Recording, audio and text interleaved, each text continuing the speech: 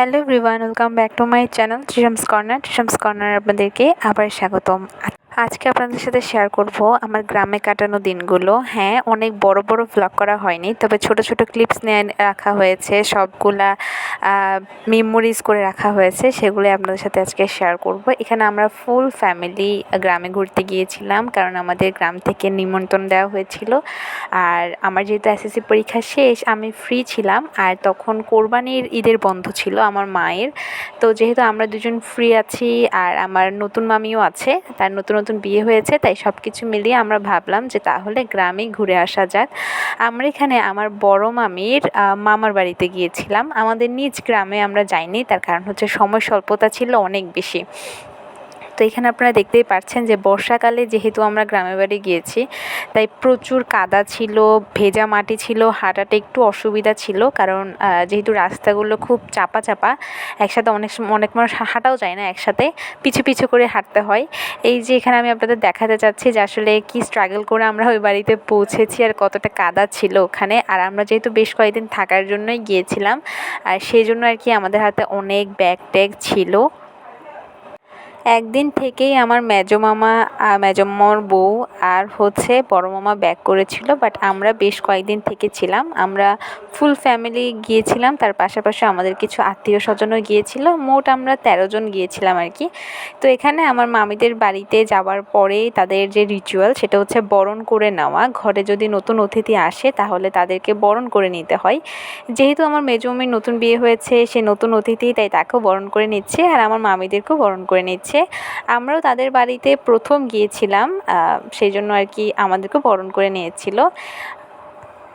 আমরা বাড়িতে ঢুকে হাতের থেকে ব্যাগ যা ছিল জিনিসপত্র সেগুলো রেখে এভাবে চটিতে বসে গিয়েছিলাম। দেন তারা আমাদেরকে বরণ করে নেওয়ার পরে আমরা আর কি ঘরের ভেতরে যাই। যেহেতু তারা এখানে অনেকে আমার দিদা ছিল, মানে খুব অল্প বয়সে তারা দিদা হয়ে গিয়েছে, তো যাই হোক, তারা আমার সাথে আসলে মিষ্টি খাওয়া নিয়ে যুদ্ধ করছিল। এত বড় মিষ্টি একসাথে আমি খেতে পারবো না, বাট তাদের কথা হচ্ছে খেতেই হবে। তাও পরে অনেক জোর জবরদস্তি করে আমি অল্প একটু মিষ্টি খেয়েছি, কারণ অনেক দূর জার্নি করে এসেছি, প্রায় 4 ঘন্টা। তো এসেই মাত্র এত মিষ্টি আর খাওয়া যাচ্ছিল না। আর গ্রামীণ বাড়িতে আমার সবথেকে বেশি ভালো লাগে এই বাসাগুলো স্ট্রাকচার। দেখেন কত সুন্দর, মানে বিছানায় বসে কত সুন্দর ভিউ পাওয়া যায়। তাদের জন্য এগুলো নর্মাল, বাট আমরা যেহেতু অনেক দূর থেকে যাই, আমাদের জন্য জিনিসগুলো অনেক এস্থেটিক লাগে। আর ভিডিওর এতক্ষণ পরে আপনারা আমার থোবড়াটা দেখছেন, কারণ হচ্ছে আমি সবার ভিডিও করে দিয়েছি, বাট আমার ভিডিও করে দেওয়ার মতো কেউ নেই। এখানে আমার মামির, এটা হচ্ছে পুচকু ভাই, মানে মামাতো ভাই, আমার ছোটো মামার কোলে। আমরা হচ্ছে বাচ্চা দেখলে পাগল হয়ে যাই, সো সেই জন্য আমরা ফার্স্টেই বাচ্চা কোলে নিয়ে ফেলছি। এখানে আমাদেরকে খেতে দেওয়া হয়েছে। এই রুমটাতে না হঠাৎ করে ফ্যানটা নষ্ট হয়ে গিয়েছিলো, তাই আমাদের খাইতে অনেক বেশি কষ্ট হচ্ছে, সেজন্যই মামি এরকম একটা হাসি দিল। তারপর খাওয়া দাওয়া শেষ করে আমরা একটু বের হয়েছিলাম। তাদের যে জায়গাটা সেটা পানের জন্য বিখ্যাত। এখানে সবাই পান ব্যবসায়ী, আর পান ব্যবসায় তাদের প্রধান কাজ। সো এখানে আপনারা গেলেই দেখতে পাবেন যে অনেক পানের বর এখানে সেখানে পানের বর করা। তো এরকম এই যে আশেপাশে জায়গাটা এরকম জঙ্গল, আমি ভিতরে ঢুকি নাই পানের বরের ভিতরে, জাস্ট বাইরে থেকে ভিডিওটা করেছি। সবুজ আর সবুজ, দেখলেই যেন ফ্রেশ লাগে মনটা। আমরা যেতে যেতে বিকেল 4টা বেজে গিয়েছিল। তারপর খাওয়া দাওয়া করে আমরা আশেপাশে ওদের পাড়া প্রতিবেশী আত্মীয় স্বজনের বাসার একটু ঘুরে এসেছি। এরপরেই তো সন্ধ্যা হয়ে গেল, আর উঠানটা অনেক সুন্দর আর অনেক বড়। সো উঠানে সবাই একসাথে বসে আর কি আড্ডা দিচ্ছিল, গান করছিল, এরকমভাবে আমাদের রাতটা কেটেছে। আর তারপর পরের দিন সকালবেলা আমরা নিজেরাই একটু হাঁটতে বের হয়েছিলাম আশেপাশের জায়গাগুলো, যে সাইডগুলোতে যাওয়া হয়নি। এখানে সুন্দর একটা পুকুর আছে, বাট পুকুরটা না অনেক গভীর, আর অনেক একটু আশেপাশটা কেমন যেন ময়লা আবর্জনা ভর্তি। সো আমরা ওইদিকে যাই নাই, আমরা এমনিতে বাড়িটা ঘুরছিলাম। সেদিনই দুপুরবেলা খাওয়া দাওয়া করে বিকেলবেলা আমরা রওনা দিলাম আমার একটা আন্টির বাসায় যাওয়ার জন্য। কারণ হচ্ছে আমার মামির বাড়িটা হচ্ছে বসুরহাট, আর বসুরহাট থেকে নদী একটা ক্রস করলে আমার আন্টির বাড়ি। সো সেই উদ্দেশ্যে আমরা বিকেলবেলা রওনা দিয়েছিলাম। কিন্তু নদী পার হতে গিয়ে যে এত ঝামেলার মুখোমুখি হতে হবে তা কি আগে বুঝতে পেরেছিলাম? এটা জায়গাটার নাম হচ্ছে সুইচ গেট। এটা মোটামুটি সময়ে এরকম জোয়ার থাকলে এই অবস্থায় থাকে, বাট আমরা শুনেছি যে এই যে যেদিন আমরা গিয়েছি তার পরের দিনই পুরো শুকনা ছিল সব কিছু, মানে ইজিলি যাতায়াত করা যাচ্ছিল। যেদিনই আমরা ওই দিকে গেলাম সেদিন এরকম কাদা ছিল ভর্তি, আর কাদাগুলোতে পা দিলে একদম পা নিচের দিকে চলে যাচ্ছিল। তো আমরা পা দিয়েও, মানে যে আরেকটা পা দিব বা একটু হাঁটা চলা ঠিক মতো করবো সেটাই করা যাচ্ছিল না। একজনকে ধরে ধরে কোনো মতে নৌকা পর্যন্ত আনা গিয়েছে। আর নৌকায় যেহেতু বেশ মানুষ ছিল, বসার জায়গা খুব কম ছিল, সেজন্য আমরা দাঁড়াই ছিলাম। আর দাঁড়াতে গিয়েও তো ওই নৌকার যে সমুদ্রের যে পানির ঢেউ তার সাথে দুলছিলাম আমি, মামি আমাকে শক্ত করে ধরে রেখেছিল যাতে করে আর কি পড়ে না যাই। সো এই তো সব কিছু খারাপের মধ্যেও এই নদীতে উঠার পর যে ঠান্ডা বাতাসটা গায়ে লাগছিল সেটাই ছিল মানে অমৃত সমান। আমার সমুদ্র, নদী এই জিনিসগুলো এত বেশি ভালো লাগে, তার পিছনে এই প্রধান কারণ হচ্ছে বাতাসটা এত ঠান্ডা শীতল থাকে যে আর কি বোঝানো যায় না। নৌকা থেকে নেমে আবার ডাঙায় আসতে গিয়ে আমার দিদা একটা পড়ে গিয়েছিল, বাট সে অত বেশি ব্যথা কিছু পায়নি। তারপর সেখান থেকে আমরা অনেক কষ্টে পাটা ধুয়ে আমি আপনাদের সাথে শেয়ার করবো যে আমার পায়ের অবস্থা কী ছিল। আর এখানে দেখতেই পাচ্ছেন যে কী পরিমাণে কাদা। অনেক কষ্টে নোংরা পানিতে পা ধুয়ে আমরা 3টা অটোরিকশা নিয়ে আন্টিদের বাড়ির জন্য রওনা দিয়েছি, কারণ ওই সুইচ গেট থেকে আন্টিদের বাসা অটোরিকশা করেই চলে আসা যায়। আশেপাশের পরিবেশটা কিন্তু অনেক সুন্দর ছিল। তখন হচ্ছে পড়ন্ত বিকেল, মানে গধূলিবেলায় সূর্যটা দেখতে যা অসাধারণ লাগে, তাও যদি হয় সেটা গ্রামের বাড়ি তাহলে তো কথাই নেই।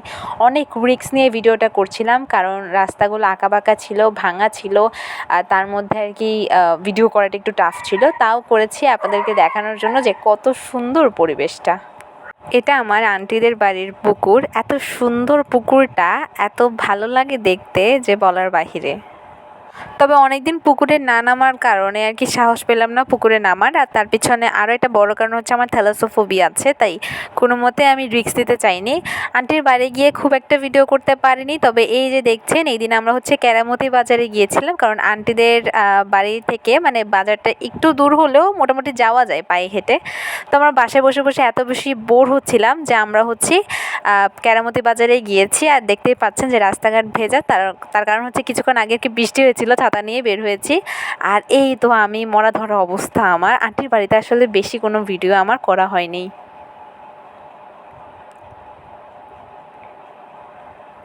আন্টির বাসায় থাকতে থাকতে এত বেশি বোর হয়ে গিয়েছিলাম যে আমি লিটারালি সবার সাথে ঝগড়া শুরু করেছি, যদি এবার ঘুরতে না নিয়ে যাই তাহলে আমি আমার নিজের বাসায় চলে আসবো, সেটা যেমনিই হোক। আর আমার এত মেজাজ খারাপ ছিল, তাই জন্য তারা বাধ্য হয়েছে আমাকে ঘুরতে নিয়ে যাওয়ার জন্য। ফেনীতে আসলে সবাই একটা জায়গার কথাই বলে, সেটা হচ্ছে মুহুরী প্রজেক্ট, যেটা আমি কখনো যাই নাই, ইভেন আমার মারাও কখনো যাই নাই, কিন্তু সবসময় শুনে ফেনীর এই মুহুরী প্রজেক্টের কথা। তাই ফাইনালি আমরা এবার গেলাম মুহুরী প্রজেক্টে। আর এত সুন্দর বাতাস, এত সুন্দর পরিবেশ, সিরিয়াসলি আমার এত ভালো লেগেছে জায়গাটা। একদম নিরিবিলি একটা জায়গা। আর এখানে আপনারা দেখতেই পাচ্ছেন যে পানির কি স্রোত, এটা আসলে একটা বাঁধ দেওয়া ছিল, পানিগুলো অপর পাশে যেতে পারছিল না, তাই এই বাঁধের মধ্যে পানিগুলো অনেক জোরে জোরে আর কি ঢেউ কাটছিল। আর সাউন্ডটা এত ভালো লাগছিল, যদি আমি সোজা ভাষায় বলি তাহলে মনে হচ্ছিল আমরা পানির গর্জন শুনছি। এত সুন্দর একটা পরিবেশ।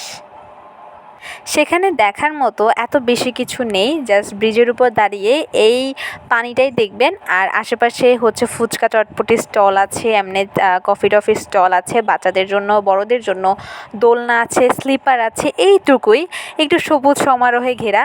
তবে আমার মতো যারা নদীপ্রেমী, সমুদ্রপ্রেমী, তারা এখানে গিয়ে আর কিছু করুক আর না করুক চোখ বন্ধ করে পানির গর্জন শুনবে আর এই ঠান্ডা বাতাসটা অনুভব করবে। বিশ্বাস করেন, সেখানে গিয়ে আমার না ছবি তুলতে ইচ্ছা করছিল আর না ভিডিও, শুধু মনে হচ্ছিল যে আমি জাস্ট অনুভব করি। কতদিন পর এরকম একটা পরিবেশ পেলাম যেখানে শান্তিতে স্নিগ্ধতা ভাবে আর কি শ্বাস ফেলা যায়। যে সময় আন্টির বাড়ি থেকে বের হয়েছি সেই সময় ছিল প্রচুর রোদ, গরম, তাই গাড়িতে করে আসার সময় আমার শরীর বেশ খারাপ করেছিল।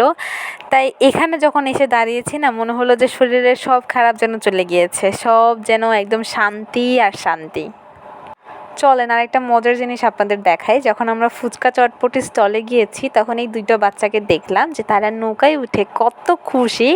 তাদের এই লাফালাফি দেখে আমি লিটারালি হাসতেছিলাম যে অ্যাকচুয়ালি তারা মন থেকে কত খুশি, কত ভালো লাগে জিনিসগুলো দেখলে। এখানে আমরা হচ্ছে সবাই ফুচকা চটপটি খেয়ে দিয়ে এরপরে আমরা গিয়েছি হচ্ছে যে চারপাশটা একটু ঘুরতে। এখানে এই যে স্লিপার আছে, স্লিপার থাকবে, দোলনা থাকবে, অথচ আমি সেগুলোতে চড়বো না, কখনো হইতেই পারে না।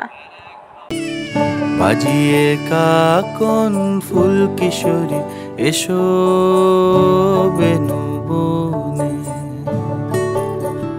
নিভে গেলে আচল বাতি জ্যোৎস্না গোপন মনে, বাজিয়ে কাকন ফুল কিশোরী এসো বেনুবনে। নিভে গেলে আচল বাতি জ্যোৎস্না গোপন মনে। এমন যদি ঝিনুক নদী হারায় আখি পাতে, তুমি ভোমরা।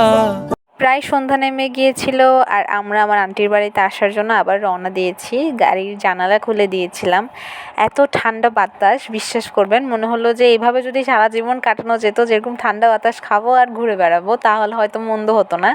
যে চোখ বন্ধ করে বাতাসটাকে ফিল করছিলাম যে আহা কত সুন্দর, আর গ্লাসের বাইরে হচ্ছে সেই সবুজ সমারোহ গ্রামীণ জীবন। পরের দিন দুপুরবেলা আমাদের নিমন্ত্রণ ছিল আরেকটা আন্টির বাড়িতে। দেখেন তাদের বাড়িটা কত সুন্দর, তাই না? গ্রামীণ জীবনের পরিবেশ যতই দেখায় তত কম দেখানো হয়ে যায়। সব কিছু দেখিয়ে উঠতে পারিনি, কারণ আন্টিদের বাড়িতে আমি ভিডিওই করতে পারিনি ভালো মতো। বাট যাই হোক, লাস্টের দিন আমার শরীরটা অনেক খারাপ করেছিল। সকালবেলা জাস্ট এক চা বিস্কিট খেয়ে আমি গাড়িতে উঠেছিলাম, আর গাড়িতে উঠেও এসএমসির যে জুস সেটা খেয়েছিলাম। আপনারা আমার চেহারা দেখলে বুঝতে পারবেন যে কতটা সিক ফিল করতেছিলাম আমি। 4 দিন থাকার পর অবশেষে আমাদের বাসায় আসার জন্য রওনা দিলাম। আজকের ভিডিওটা এখানেই শেষ করছি। আশা করি আপনাদের ভিডিওটা ভালো লেগেছে। আবারও দেখা করে নেব নেক্সট কোনো ভিডিওর সাথে। ততদিন পর্যন্ত সবাই ভালো থাকবেন, সুস্থ থাকবেন আর পজিটিভ থাকবেন। Bye bye.